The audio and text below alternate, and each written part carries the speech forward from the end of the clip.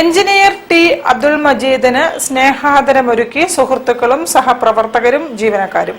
സ്നേഹസംഗമം 2025 deputy mayor CP Musafar Ahamed ഉദ്ഘാടനം ചെയ്തു.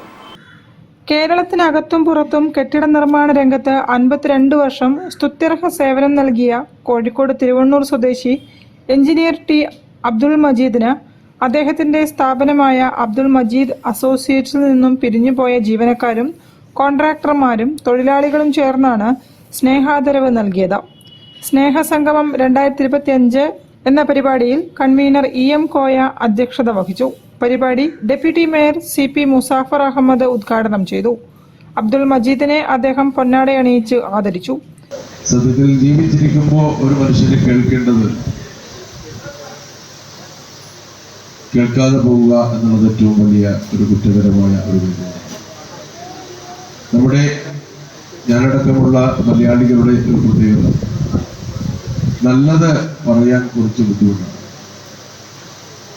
എന്താണ് കുറ്റം പറയാൻ കിട്ടുന്ന അവസരം അത് ചൂണ്ടിക്കാട്ടും. Sports council president O Rajagopal, retired professor Chandrakaran, Lensfed മുൻ ഭാരവാഹികളായ engineer K Saleem, engineer Muhammad Koya, KM Ganesan Vellipparamba, Thiruvannur Balakrishnan, Biju K Mukkam തുടങ്ങിയവർ സംസാരിച്ചു. Treasurer KV Ravi, chairman Faisal Chellath തുടങ്ങിയവർ പരിപാടികൾക്ക് നേതൃത്വം നൽകി. News bureau, Kozhikode. വാർത്തകളിൽ ഒരു ഇടവേള കൂടി.